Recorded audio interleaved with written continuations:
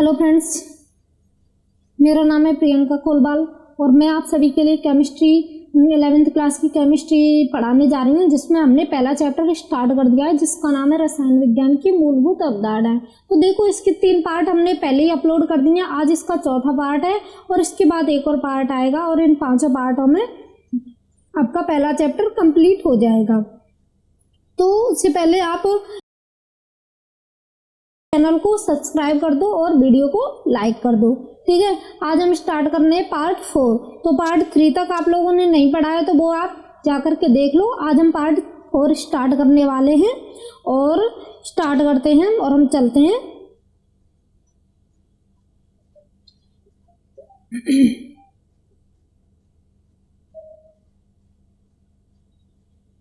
Part 4 में start करने वाले हैं और आज हम पढ़ाएंगे आपका कौन सा कि रासायनिक संयोजन के नियम कौन कौन से हैं। रासायनिक संयोजन के नियम कितने? 6 नियम हैं रासायनिक संयोजन के। आज हम उन नियमों को बताएंगे और उनकी एक्सप्लेनेशन देंगे 1 बाय 1। सारे नियमों को बहुत अच्छे से समझाएंगे और अगर आपको समझ में नहीं आता है तो वीडियो को एक बार नहीं 2 बार देखें, ताकि आप लोगों के लिए वो रूल्स जो हैं वो क्लियरली हो जाएं। और ये सारे रूल्स बहुत ही ज़रूरी होते हैं और इनका आना भी बहुत ही ज़रूरी है, ठीक है। स्टार्ट करने वाले हैं तो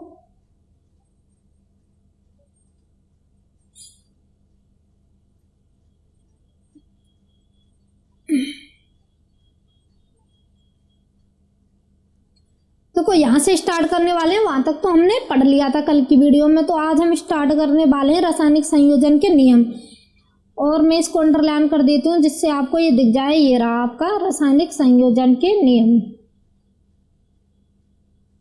तो पहला जो नियम है वो है हमारा द्रव्यमान संरक्षण का नियम। तो देखो, द्रव्यमान संरक्षण के नियम को पहले समझते हैं, उसके बाद इसकी रीडिंग लगाते हैं। तो जैसे कि कोई भी रिएक्शन होती है तो कोई भी रिएक्शन होने से पहले रिएक्टेंट होते हैं और रिएक्शन के बाद प्रोडक्ट होते हैं। तो रिएक्टेंट चेंज होते हैं प्रोडक्ट में, वही तो रिएक्शन कहलाती है। तो इसमें क्या होता है कि किसी भी रासायनिक अभिक्रिया में अवकर्मकों के सक्रिय द्रव्यमान और उत्पादों का द्रव्यमान, ये दोनों ही क्या बराबर होते हैं। यानी कि कोई भी अभिक्रिया होने से पहले का द्रव्यमान और अभिक्रिया होने का बाद का द्रव्यमान दोनों ही संरक्षित होते हैं। ना तो किसी भी रासायनिक अभिक्रिया में द्रव्यमान नष्ट होता है और ना ही द्रव्यमान बनता है। तो यही इस चीज में कहा गया है और इस नियम को हम एक और बार पढ़ते हैं।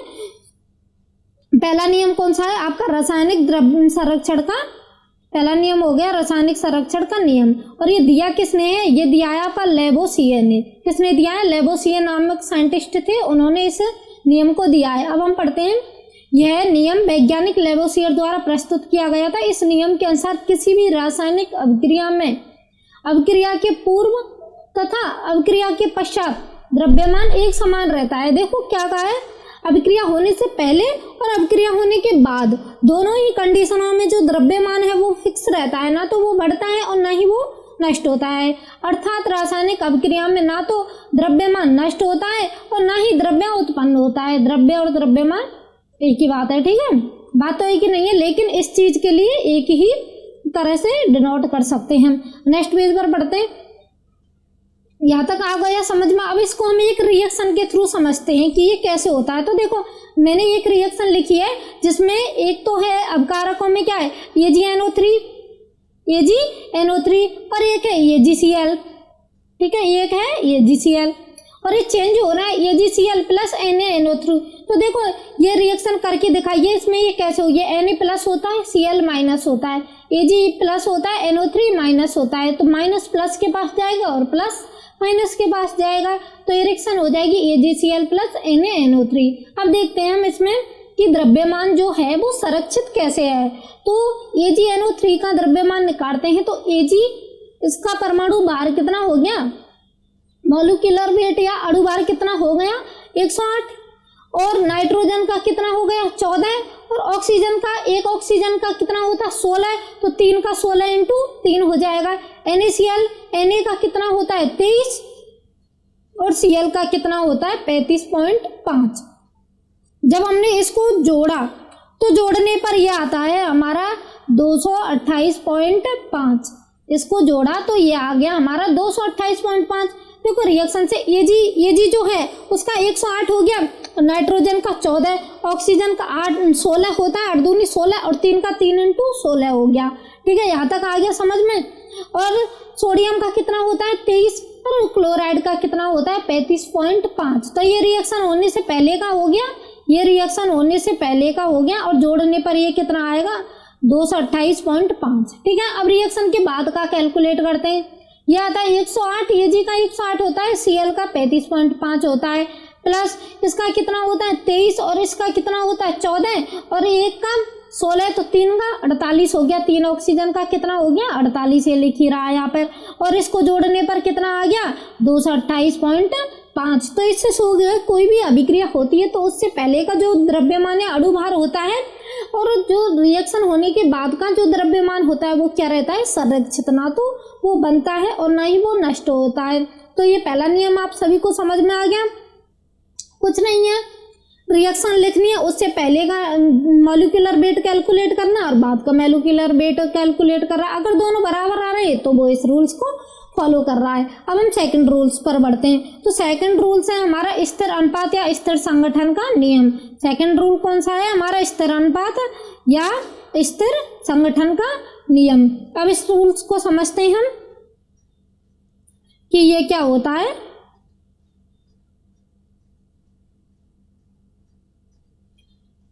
यह नियम वैज्ञानिक जोसेफ प्राउस्ट ने दिया, तो इसको अंडरलाइन कर लो। ये किसने दिया है प्राउस्ट।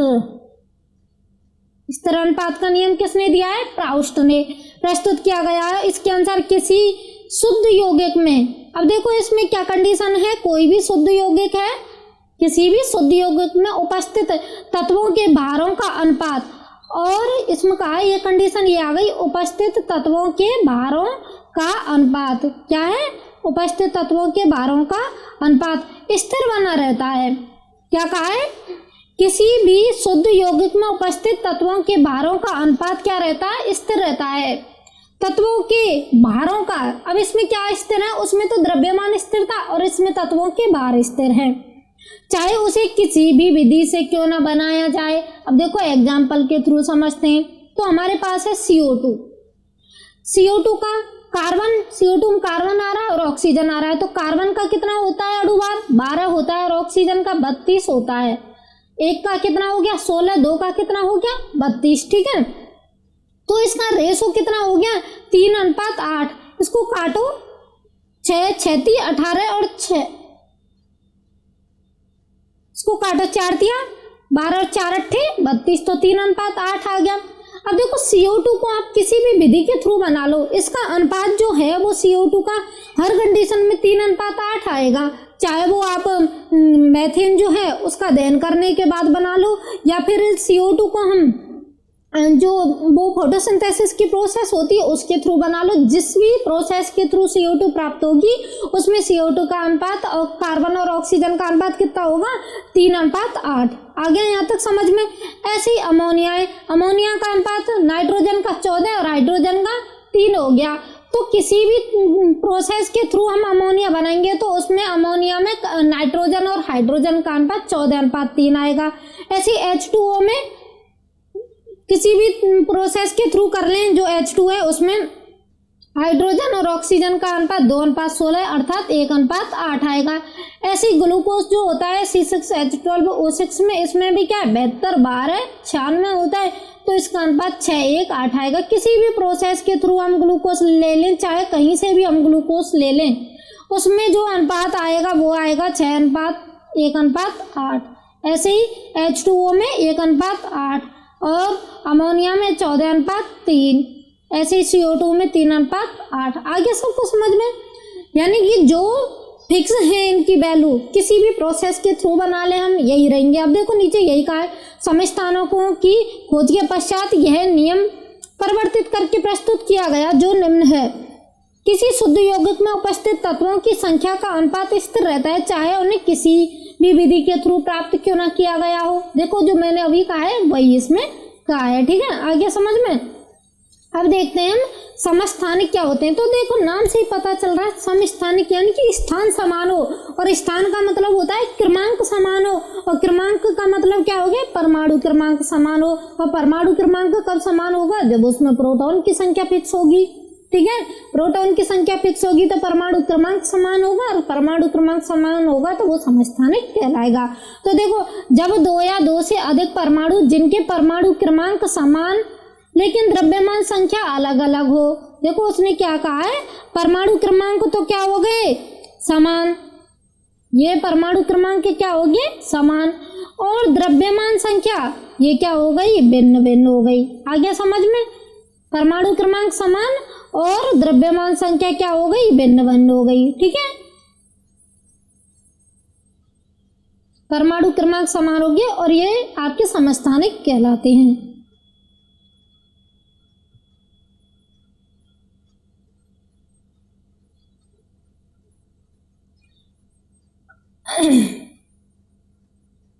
देखो दो या दो से अधिक परमाणु जिनमें प्रोटॉन की संख्या समान हो, अभी बताया ना, जिनमें प्रोटॉन की संख्या हो, परमाणु क्रमांक के लिए क्या है? प्रोटॉन की संख्या समान होगी और परमाणु क्रमांक समान होगा। ठीक है, तो वो समस्थानिक कहलाएंगे। समस्थानिक का मतलब है प्रोटॉन की संख्या और परमाणु क्रमांक दोनों समान हो तो वो क्या? समस्थानिक कहलाएंगे। लेकिन उनमें न्यूट्रॉन की संख्या क्या होगी? भिन्न भिन्न होगी। क्या होगी? न्यूट्रॉन की संख्या भिन्न भिन्न होगी। तो एग्जांपल देखो, कार्बन के समस्थानिक, कार्बन 12, कार्बन 13, कार्बन 14, ये हो गया कार्बन 12, ये हो गया कार्बन 13 और ये हो गया कार्बन 14। ठीक है, इन सभी में प्रोटॉन की संख्या तो फिक्स है, सबका कार्बन में एटॉमिक नंबर कितना होता है? 6 6 और 6, और अगर 6 को 12 में से घटाएंगे तो 6 को 13 में से घटाएंगे तो 7 और 6 को 14 में से घटाएंगे तो 8। अब देखो न्यूट्रॉन की संख्या सब में क्या है? भिन्न भिन्न आ रही है ना, तो आगे सबको समझ में।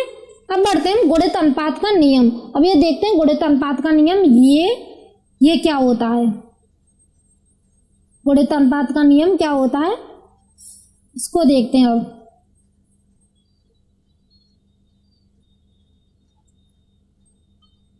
देखो यह नियम वैज्ञानिक जॉन डाल्टन के द्वारा दिया गया है। पहले तो साइंटिस्ट का नाम देख लो, किसने दिया है? ये जॉन डाल्टन ने दिया है। इस नियम के अनुसार दो तत्व आपस में क्रिया करके, देखो यहां से अंडरलाइन कर लेते हैं, इस नियम के अनुसार दो तत्व आपस में क्रिया करके एक से अधिक यौगिक बनाते हैं। तो एक तत्व के निश्चित द्रव्यमान से क्रिया करते हैं, और आगे क्या कह रहा है? तो एक तत्व के निश्चित द्रव्यमान से क्रिया करते हैं, करने वाले दूसरे तत्व के द्रव्यमानों से एक अनुपात प्राप्त होता है। ठीक है, आ गया समझ में? समझ में तो नहीं आया लेकिन अब हम समझाते हैं। देखो दो तत्व, उसने क्या कहा है कि दो तत्व आपस में क्रिया करते हैं, जैसे कि हाइड्रोजन और ऑक्सीजन, ये दोनों तत्व क्या है? आपस में क्रिया कर रहे हैं, आपस में क्रिया करते हैं तो एक से अधिक यौगिक बनाते हैं। ठीक है, जैसे कि हाइड्रोजन और ऑक्सीजन क्रिया करके H2O भी बना रहे हैं और H2O2 भी बना रहे हैं। आया समझ में? दो तत्व क्रिया करके एक से अधिक यौगिक बना रहे हैं, एक यौगिक तो H2O हो गया और एक यौगिक H2O2 हो गया। ठीक है, ये रहा एग्जाम्पल, देख लो यहाँ पर, एक हो गया H2O और एक हो गया H2O2। ठीक है, बनाते हैं तो एक तत्व के निश्चित द्रव्यमान से क्रिया करने वाले दूसरे तत्व के ऑक्सीजन के द्रव्यमानों में से एक सरल अनुपात प्राप्त होता है। तो एक निश्चित तत्व एक ही तत्व से क्रिया कर रहे हैं, ठीक है, दोनों हाइड्रोजन और ऑक्सीजन है, कर रहे हैं ना, तो इनका जो द्रव्यमानों का अनुपात जो होगा वो एक सरल अनुपात प्राप्त होगा, यानी कि क्रम से होगा, 1 2 3 4 5 6 7 8 ऐसे करके प्राप्त होगा। तो H2O में देखते हैं, पहले हाइड्रोजन का कितना हो गया 2, ऑक्सीजन का कितना हो गया 16, और इसमें हाइड्रोजन का 2 और इसमें ऑक्सीजन का 32। ठीक है, तो जो वैल्यू क्या है कॉमन है, तो 2 और 2 इसको फिक्स कर लो, जो डिफरेंट है उसको लिख लो। ऑक्सीजन की ले ली हमने जैसे कि 16 और इसकी हो गई 32, 16 और 32, तो 16 और 32 को हमने काटा तो 1:2 आ गया। तो अनुपात कैसा है? सरल, सरल अनुपात है ना, इजीली पता चल रहा है अनुपात कैसा है, सरल। आ गया यहाँ तक सबको समझ में। एक और बार देख लो कि दो तत्व हैं, दो तत्वों ने क्रिया करके यौगिक बनाए, जैसे कि हाइड्रोजन ऑक्सीजन है, दोनों ने, एक ने H2O बनाया एक और एक H2O2 बनाया, तो उनके दौरान एक तीसरा तत्व, उनके दौरान किसी एक तत्व से निश्चित द्रव्यमान से क्रिया करने वाले दूसरे तत्व के द्रव्यमानों से एक सरल अनुपात में प्राप्त होंगे। यानी कि H2O2 और H2O दोनों में जो फिक्स है उसको कॉमन ले लो, और जो कॉमन नहीं है उसका रेशो निकालते हैं तो वो एक सरल अनुपात में प्राप्त होगा। जैसे कि हाइड्रोजन का फिक्स है 2-2 दोनों में, तो ऑक्सीजन का लेते हैं 16 और 32, तो अनुपात 1:2 हो गए। ऐसे ही कार्बन और ऑक्सीजन लेते हैं, एक मॉलिक्यूल तो बन गया CO और एक बन गया CO2, एक बन गया CO और एक बन गया CO2। इसमें कार्बन और ऑक्सीजन का अनुपात 12 और 16, इसमें 12 और 32। अब जो 12 है वो कॉमन रहने दो, छोड़ दो, जो डिफरेंट है उसको ले लो, तो इसका 16 ले लिया, इसका 32, दोनों का रेशो निकाला 1:2, तो सरल अनुपात ही तो है, क्रम से आ रहा है। ऐसे ही N2H4 लेते हैं तो इसमें 28 और इसका 4 हो गया, अणु बाहर लिखा है इसका। ऐसे ही अमोनिया में 14 हो गया और इसमें 3 हो गया। भाई नाइट्रोजन और हाइड्रोजन से कौन कौन से यौगिक बन सकते हैं, एक तो N2H4 बन सकता है और एक NH3 बन सकता है, तो इसका कितना हो गया, जो डिफरेंट है उसको ले लो। तो देखो पहले इसको काट लेते हैं, इसका हो गया 14:2, तो 14:3 और 14:2, जो डिफरेंट आ रहा है उसको रेशियो के रूप में लिख देंगे। इसमें डिफरेंट क्या आ रहा है, 2, इसमें आ रहा है 2:3, इसमें क्या आ रहा है 2:3, ठीक है। अब यहाँ तक सबको समझ में आ गया ना।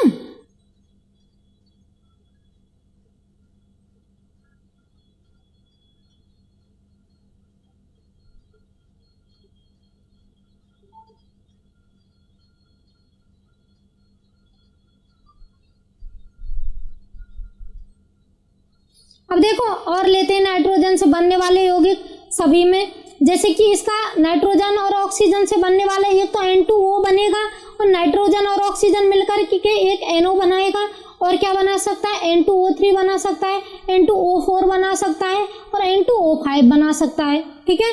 तो सबके मॉलिक्यूलर वेट लिख लिए, इसका 18, इसका 16, ऐसे इसका 14, इसका 16, इसका 28 और इसका 48, इसका 28 और इसका 64 और इसका 28 और इसका 16, 80, इसका हो गया 80, ठीक है। तो इन सभी को हमने पहले काट पीट लिया, जितने से कट रहे हैं, ये 14:8 हो गया, इसका 14:16, इसका 14:24 हो गया, और ये 14:32 और ये 14 कितना हो गया, इसको काट लो, 7 चौक ये हो गया, 2 से ही काट लो 40, ये 14 हो गया और ये हो गया 40। तो देखो इसमें 14 तो फिक्स है, इसको छोड़ दो, जो फिक्स नहीं है उसको ले लो। इसमें फिक्स नहीं है 8, इसमें 16, इसका 24, इसका 32 और इसका 40। इस सबको काटा तो काटने पर 1 2 3 4 5 एक सरल अनुपात प्राप्त हो गया ना। आ गया, आप तो 3 एग्जाम्पल्स के थ्रू समझ में आ गया आपको गुणित अनुपात वाला। अब हम नेक्स्ट बढ़ते हैं, ठीक है।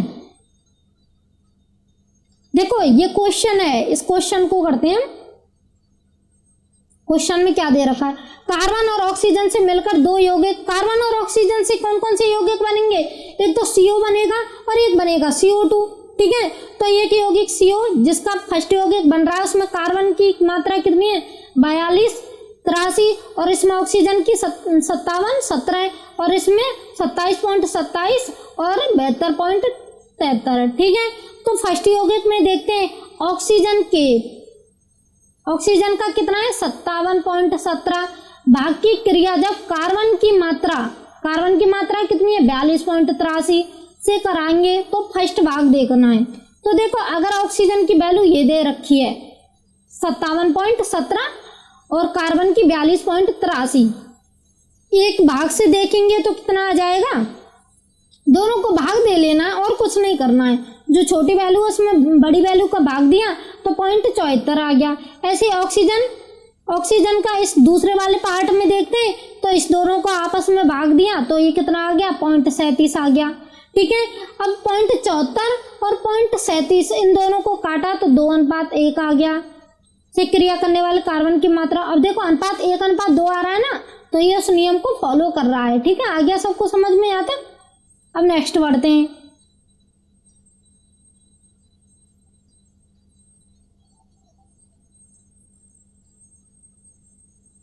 अब आता है तुल्य या व्युत्क्रम नियम का अनुपात। ये क्या होता है, इसको पढ़ते हैं हम। तुल्य या व्युत्क्रम नियम का अनुपात क्या होता है। ठीक है, इसकी रीडिंग लगाते हैं हम। तुल्य या व्युत्क्रम का अनुपात क्या होता है।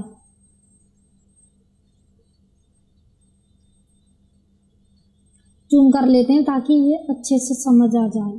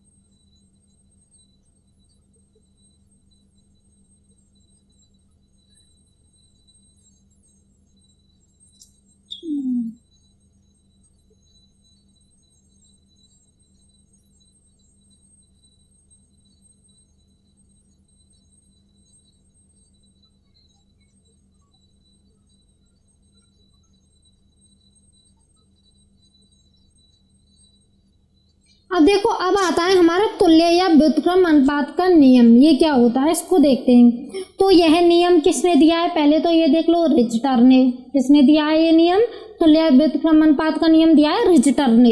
इस नियम के अनुसार दो तत्व किसी तीसरे तत्व से निश्चित द्रव्यमान से क्रिया पर प्राप्त अनुपात उनसे आपस में क्रिया पर प्राप्त अनुपात के बराबर या सरल गुणांक के रूप में प्राप्त होते हैं। देखो समझ में नहीं आया है, अब बताते हैं हम कैसे होता है। इसको बताते हैं हम, एग्जाम्पल के थ्रू देखेंगे इसको। देखो, एक होता है कार्बन, इस पर मैं लिख देती हूं।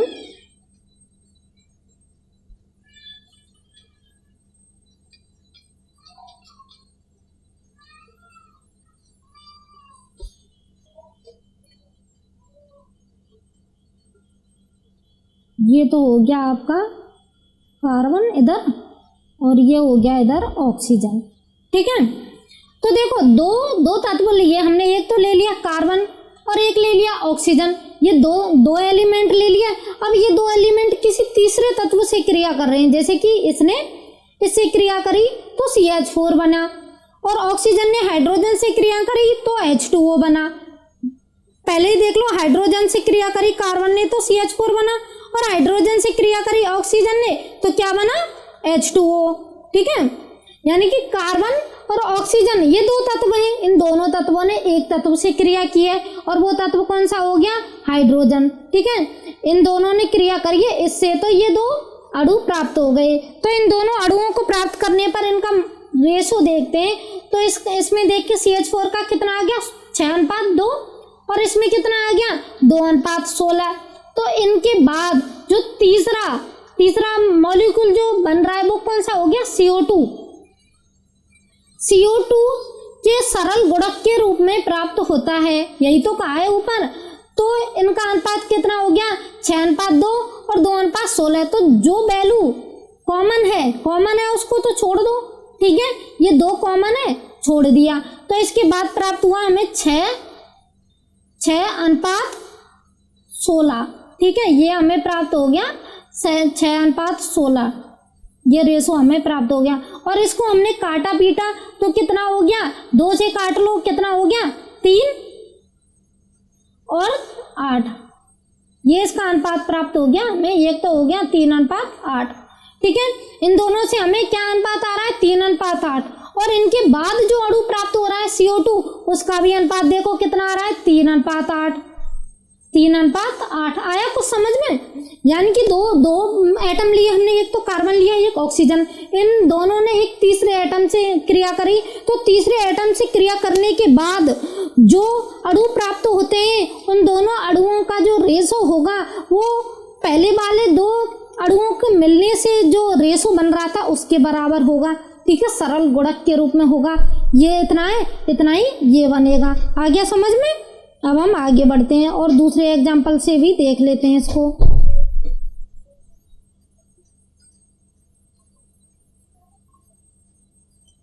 कॉमन चीजों को ले लेना, जो डिफरेंट है उसको छोड़ देना है। ऐसे ही देखो, ये हो गया हाइड्रोजन और इधर हो गया सल्फर और इधर हो गया ऑक्सीजन, लिख देते हैं, लिख नहीं रहा है। इस पर क्या हो गया? सल्फर और इधर हो गया ऑक्सीजन। जब सल्फर ने हाइड्रोजन से क्रिया करी तो H2S बना। ठीक है, और इसने इन दोनों ने क्रिया करी तो H2O बना। ठीक है, तो इन दोनों का जो रेशो आएगा वो इसके सरल अनुपात के रूप में आएगा। H2S और H2O का जो रेशो आएगा वो इसके अनुपात के रूप में आएगा। ठीक है, तो H2S और H2O ये 2:32, 2:16, जो कॉमन है इसको छोड़ो तो 32 और 16 दोनों को काटने पर 2:1 हो गया। और SO2O को अनुपात निकाल रहे हैं तो इसका अनुपात भी 2:1 ही होगा। ये गलत लिख रहा है इस पर। सल्फर का कितना होता है? 16 और 16 दूनी कितना होता है? 32 और 8 दूनी 16 और 16 दूनी ये आएगा 64, ये आएगा 32। देखो इसको इरेज करके दोबारा लिखते हैं। ये क्या आएगा? 32:64 आएगा। ये इसकी जगह आएगा 64 ना कि 32। ठीक है, तो दोनों को काटने पे आ रहा आएगा 1:2। ठीक है, 1:2 आ गया समझ में? उसमें अब देखो 2:1 लिख लो, 1:2 उसमें एटम को कौन से को पहले लिखा है और कौन से को बाद में, वो तो उससे फर्क पड़ जाएगा। इसमें इतनी कोई सोचने वाली बात है नहीं। आ गया समझ में? अब नेक्स्ट पेज पर बढ़ते हैं हम। अब देखो यही इसमें कहा है।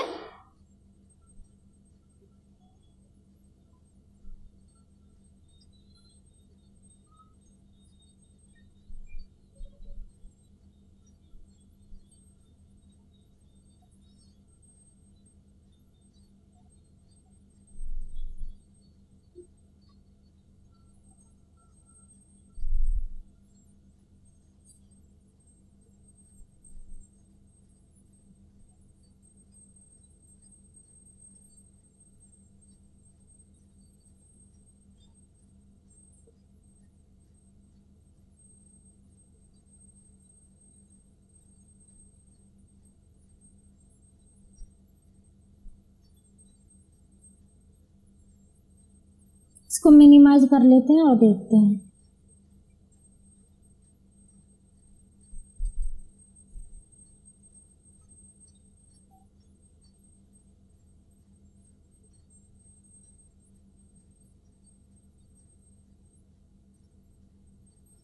क्या हो रहा है?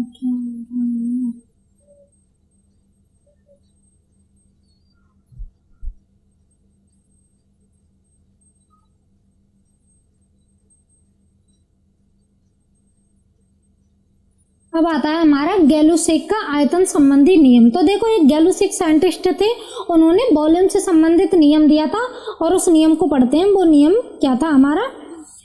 इस नियम के अनुसार, ये देखो, इस नियम के अनुसार गैसें अपने आयतन के क्या है? सरल अनुपात में क्रिया तथा प्राप्त उत्पाद की भी यदि गैसें हों तो वह आयतन के सरल अनुपात में प्राप्त होता है। और कंडीशन क्या है? कंडीशन है यदि ताप और दाब क्या है? ताप और दाब दोनों क्या होने चाहिए? समान। ठीक है, ताप और दाब दोनों समान होने चाहिए, ये कंडीशन होनी है चाहिए। तो देखो गैलुसेक ने क्या है? आयतन से संबंधित एक नियम दिया था और उसके लिए एक कंडीशन लगाई थी, वो थी कि ताप समान हो और दाब समान हो, दोनों क्या है? समान होने चाहिए। तो एक और बार पढ़ते हैं। इस नियम के अनुसार गैसें अपने आयतन के सरल अनुपात में क्रिया तथा प्राप्त उत्पाद भी यदि गैसें हों तो वह आयतन के सरल अनुपात में प्राप्त होता है। तो देखो कैसे करना है इसको, थ्योरी से ये समझ नहीं आ रहा है, एग्जाम्पल से देखते हैं। तो देखो ये हो गया H2 और ये हो गया Cl2, इन्होंने मिलकर के बनाया HCl, इन्होंने मिलकर के क्या बना दिया HCl। ये हो गया H2 और ये हो गया Cl2 और इन दोनों ने मिलकर के बना दिया HCl। तो हम इसको पहले बैलेंस कर लेते हैं। समीकरण बैलेंस करना तो आप सभी को आता ही होगा। तो जब इसमें H2 है तो इसमें H1 है तो आगे 2 लगा दिया, इसमें क्या लगा दिया हमने 2। ऐसे Cl2 यहाँ पर भी 2 तो यहाँ पर भी 2 हो गए। अब पूरी क्या है बैलेंस हो गई। तो इसमें आयतन देखो, इसके आगे कितना है 1 और इसके जिसके आगे कुछ नहीं दे रखा उसके आगे 1 होता है। ऐसे इसके आगे कितना है 1 और इसके आगे कितना है 2, तो 2 लिख लिया। इसका लिख लिया हमने 1 और इसका लिख लिया 1 और इसका लिख लिया हमने 2। आ गया समझ में? इसका कितना 1 ले लिया और इसका 1 ले लिया और इसका 2। ठीक है, अब इसको लिखते हैं। तो इसका 1 आ गया यहाँ पर और इसका 1 आ गया और इसका 2 आ गया। तो रेशो क्या बन गया 1:2, 1:1:2। आ गया समझ में? जिससे जो भी एटम है बैलेंस थी। पहले तो क्या करना है, कोई भी समीकरण हमने लिख लिया उसको बैलेंस करना है। जिसके आगे जितने एटम होंगे उनकी संख्या को लिख लेंगे और उसी को रेशियो के रूप में लिख दिया जाएगा। आ गया समझ में? ये हो गया हमारा गैलुसेक का नियम। अब और ऊपर बढ़ते हैं। ऐसे ही इसके आगे कितना 1 और नाइट्रोजन के आगे कितना है, देखो बैलेंस ही पहले बैलेंस कर लेते हैं। इसके आगे आएगा 3, ठीक है, तभी तो होगा ये। और इसके आगे आएगा 2, ठीक है। तो यहाँ पर 2 नाइट्रोजन, इस पर भी 2 नाइट्रोजन, यहाँ पर 6 हाइड्रोजन, यहाँ पर भी 6 हाइड्रोजन। तो इसका 1 हो गया, इसका 1 हो गया और इसका हो गया 1 और इसका हो गया 3 और इसका हो गया 3। तो अनुपात क्या हुआ 1:3:2। यहाँ तक आ गया समझ में? अब आते हैं हम डाल्टन की परमाणुवीय अवधारणा क्या दी थी। डाल्टन ने अपनी अवधारणा में क्या कहा था उसको देखते हैं हम। देखो पहले ही पढ़ लिया है डाल्टन ने क्या कहा था परमाणु के बारे में, वही सब ये है। तो डाल्टन के अनुसार पदार्थ छोटे छोटे अभाज्य कणों से मिलकर बने होते हैं। ये तो सबको पता है, नॉर्मल सी बात है, ये 10वीं क्लास में भी पढ़ी है आपने। कणों से मिलकर के बना होता है, अतः पदार्थ का वह छोटे से छोटा कण जिसे आगे विभाजित नहीं किया जा सकता क्या कहलाता है, परमाणु कहलाता है। परमाणु शब्द से ही पता चल रहा है कि परमाणु जिसको आगे विभाजित नहीं किया जा सकता वो परमाणु कहलाएगा। और परमाणु के लिए कुछ सिद्धांत दिए गए थे। देखो पहले ही बता दिया परमाणु कैसा अभाज्य कण है। किसी तत्व के प्रत्येक परमाणु के सभी गुण जैसे कि रंग हो गया, घनत्व हो गया, द्रव्यमान हो गया और आदि, ये सभी समान होंगे। अगर कोई भी एक तत्व है, ठीक है, एक तत्व में जितने भी परमाणु होंगे, किसी एक तत्व के जितने भी परमाणु होंगे उनकी सारी प्रॉपर्टी समान होंगी। उनका रंग भी समान होगा, उनका घनत्व भी समान होगा, उनका द्रव्यमान भी समान होगा, सारी प्रॉपर्टी समान होंगी अगर वो परमाणु किसी एक तत्व के हैं। तो आगे समझ में?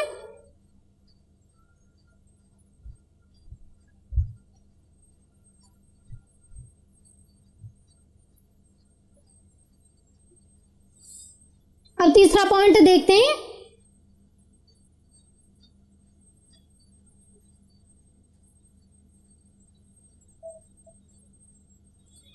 तीसरा पॉइंट आ जाता है। तीसरे पॉइंट में क्या कह रहा है इसको देख लेते हैं हम। भिन्न भिन्न तत्वों के, अगर एक जैसे तत्व हैं, एक तत्व है तो उनके सारे एटम समान होंगे। अगर तत्व भिन्न भिन्न है तो उनके सारे एटम डिफरेंट होंगे। वही बात इसमें कहा है, भिन्न भिन्न तत्वों के परमाणुओं के गुण भी क्या है, भिन्न भिन्न होते हैं। ठीक है, ये कहा इसमें, इसको हाईलाइट ही कर देते हैं, लो पूरा का पूरा हाईलाइट। ठीक है, अब बताए किसी भी रासायनिक अभिक्रिया में भाग लेने वाला सबसे छोटा कण क्या है, परमाणु। कोई भी रिएक्शन है अगर उसमें सबसे छोटा कण जो भाग ले रहा है वो परमाणु है। एक या भिन्न तत्वों के परमाणु उनके भारों के निश्चित अनुपात में क्रिया करके यौगिक या परमाणु बनाते हैं सब। ठीक है, आ गया समझ में? एक तत्व को दूसरे तत्वों में परिवर्तित नहीं किया जा सकता। जैसे हाइड्रोजन है, उसको ऑक्सीजन में नहीं बदल सकते, ऑक्सीजन को हाइड्रोजन में नहीं बदल सकते, इनको क्या है, हम परिवर्तित नहीं कर सकते। अब आता है भिन्न वैज्ञानिकों की खोज द्वारा डाल्टन के परमाणु सिद्धांत में निम्न परिवर्तन किए गए, परमाणु अविभाज्य नहीं। अब देखो जैसे सेल्स साइंटिस्ट आए, उन्होंने अपनी खोज दी, उन्होंने कहा कि भाई डाल्टन तू गलत कह रहा है, परमाणु को भी आगे विभाजित किया जा सकता है। उसको भी विभाजित किया तो उसमें प्रोटॉन, न्यूट्रॉन और इलेक्ट्रॉन 3 और बने, और उनको बताते हैं, देखो ये रही, उसने बताया कि प्रोटॉन, न्यूट्रॉन और इलेक्ट्रॉन ये तीनों से मिलकर के बना हुआ होता है। ठीक है, ये उसकी अवधारणा को गलत कर दिया इन तीनों की खोज के बाद। अब आती है समस्थानिकों की खोज के बाद। समस्थानिकों की खोज के पश्चात ज्ञात हुआ कि एक ही तत्व के परमाणुओं के गुणों में भिन्नता हो सकती है। अब देखो पहले हम कह रहे हैं कि कोई भी एक तत्व है, उसके सारे परमाणु समान होंगे, लेकिन ये धारणा गलत प्रूफ कर दी किसने, कि समस्थानिकों की खोज कर डाली।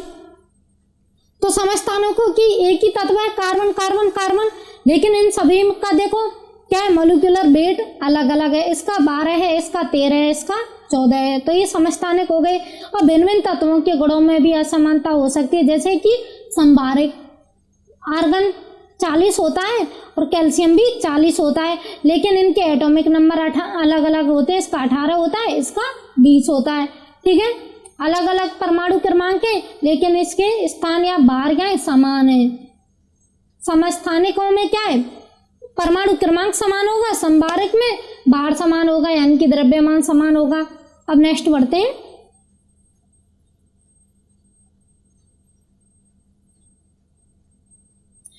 अब बोल रहा है कि कोई भी नाभिकीय अभिक्रिया में एक तत्व दूसरे तत्वों में परिवर्तित हो सकता है।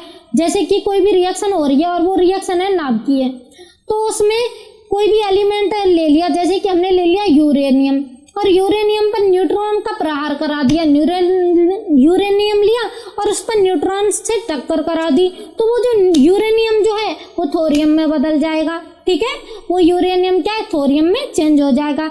Uranium plus neutron change into thorium, आ गया समझ में। उसकी सभी धारणाएं देखो गलत प्रूफ हो रही हैं।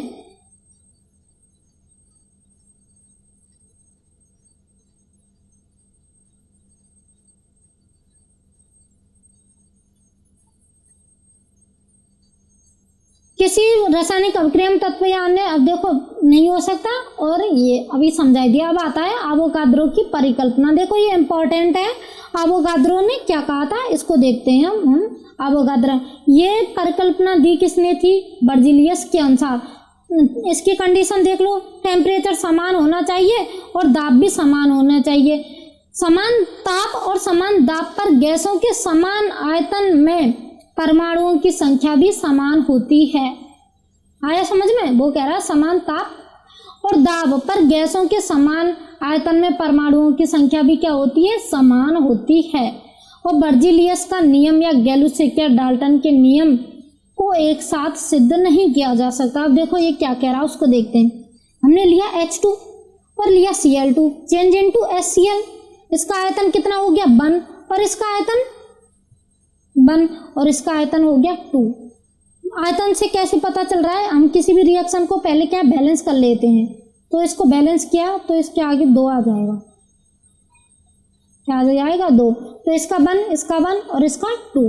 ठीक है, ये आ गया। तो अब देखो इसका 2 है, या मैं इसको ऐसे भी संतुलित कर सकती हूँ कि इन दोनों को, इसकी जगह पर तो मैं एक ही ले लूं और इन दोनों को हाफ हाफ कर दूं, तो भी ये संतुलित हो जाएगा। जैसे कि ये 1/2 और 1/2, और ये चेंज हो रहा है एक यौगिक में। ठीक है, वही है, कुछ नहीं है। अतः HCl के अणु के निर्माण में हाइड्रोजन और क्लोरीन का 1/2 परमाणु प्रयुक्त होता है, जबकि डाल्टन के अनुसार परमाणु क्या है, अभाज्य कण है। डाल्टन ने क्या कहा कि परमाणु अभाज्य कण है, जबकि देखो यहाँ पर तो आधा आधा परमाणु यूज आ रहा है ना, 1/2 चेंज इनटू 1 आ रहा है ना, तो यहाँ पर डाल्टन की परिकल्पना क्या है, गलत सिद्ध हो जाती है। एवोगाद्रो के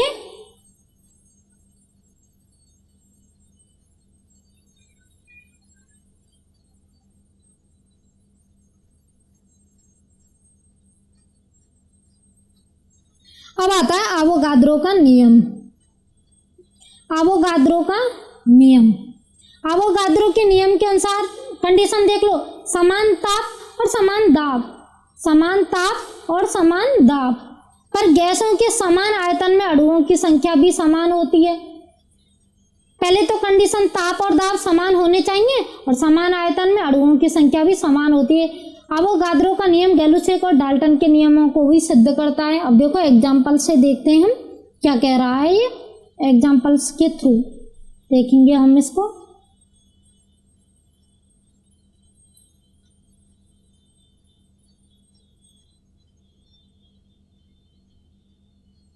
एक लिया मैंने H2 और Cl2 चेंज इनटू HCl, इसमें आयतन कितना हो गया 1 और इसका आयतन 1। देखो समीकरण को संतुलित कर देना है, फिर उसके जितने आगे एटम लिखे होते हैं वही उसका आयतन होता है। इसके आगे 1 समीकरण को संतुलित किया तो इसके आगे 2 लिखना पड़ेगा, तभी ये समीकरण संतुलित होगा।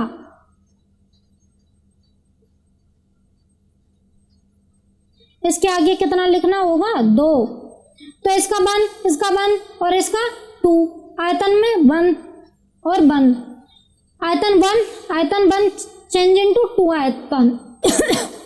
गैलुसेक के अनुसार 1 + 1 कितना हो गया 2, वही तो ये नियम है। अब देखो ये इसका आयतन ले लिया है, इसमें परमाणुओं की संख्या ले लिया है। अब ये तो क्या है, एक तो इसमें आयतन है, परमाणुओं की संख्या को n से डिनोट किया है। तो अगर हम इसको 1 लेते हैं और इसको 1 लेते हैं तो ये 2 करना पड़ेगा। अगर हम इसको 2 नहीं ले, हम तो कहेंगे कि हमको तो 1 लेना है, हम तो नहीं ले रहे 2 से संतुलित क्यों करें, हम तो वही इस जगह पर 1 रखेंगे। तो जब इस जगह पर 1 रखेंगे तो ये जगह क्या है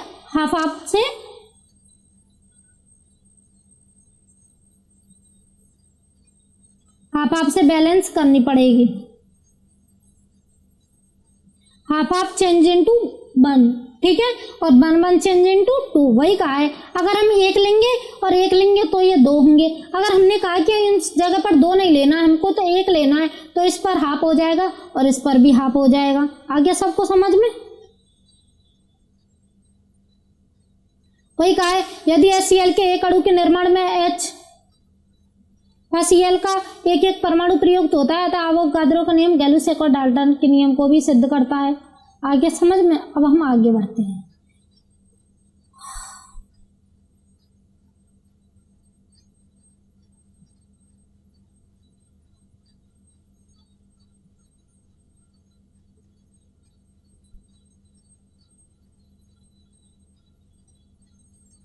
अब देखो गैसों की परमाणुकता देखते हैं ये क्या होती है। तो देखो कोई भी गैस है, कोई भी रिएक्शन है, उसमें जितने परमाणु भाग ले रहे हैं वही उसकी परमाणुकता हो जाएगी। जैसे कि H2 + O2 change into H2O, तो इसमें 2 ले रहे हैं, इसमें H2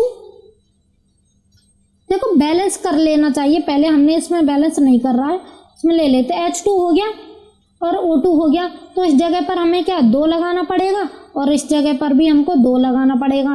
तो इस पर 2 है तो यहाँ 2 ले लेंगे, यहाँ 1 है तो 1 और यहाँ पर 2। आयतन में अणुओं की संख्या n, उसी के 2 1 वही सब है, ठीक है। आ गया समझ में? अब हम नेक्स्ट बढ़ते हैं। नेक्स्ट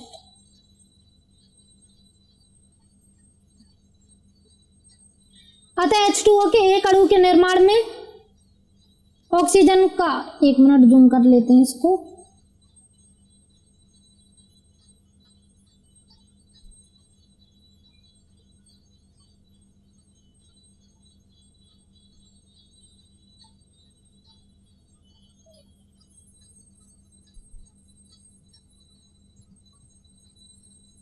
अतः H2O के एक अणु के निर्माण में ऑक्सीजन का आधा अणु प्रयुक्त होता है। यदि ऑक्सीजन के एक अणु में एक परमाणु हो तो ऑक्सीजन का आधा अणु प्रयुक्त होगा, जो डाल्टन के नियम को सिद्ध नहीं करता। यदि ऑक्सीजन के एक अणु में परमाणु, वही थ्योरी है जो रिएक्शन में समझाई गई थी। अब उसके बाद बढ़ते हैं परमाणु। तो देखो नाम परमाणु की डेफिनेशन सभी को पता है। परमाणु क्या होता है? परमाणु का मतलब परम अणु, यानी कि छोटे से छोटा अणु जिसके कोई टुकड़े नहीं किए जा सकते। पदार्थ का वह छोटे से छोटा कण जो रासायनिक अभिक्रिया में भाग ले सके, चाहे वह स्वतंत्र अस्तित्व रखता हो या नहीं, वो क्या है? परमाणु कहलाता है। अणु क्या होता है? परमाणु मिलकर के अणु बनाएंगे। ठीक है, पदार्थ या तत्व यौगिक का वह छोटे से छोटा भाग जो स्वतंत्र रूप से अस्तित्व रखता हो तथा यौगिक या सभी गुण रखता हो। तो देखो परमाणु तो तत्व की तरह होता है और अणु जो होता है वो यौगिक की तरह होता है। यौगिक की तरह तो अणु हो गया और तत्व की तरह परमाणु हो गया। परमाणु को तोड़ नहीं सकते और अणु को तोड़ सकते हैं। परमाणु मिलकर के अणु का निर्माण करते हैं। अब देखो अणु जो है उसका तो स्वतंत्र अस्तित्व होता है लेकिन परमाणु का स्वतंत्र अस्तित्व नहीं होता। अब आता है अणु बार बार वाष्प घनत्व में संबंध, ये अगली वीडियो में समझते हैं। आज के लिए बस इतना ही।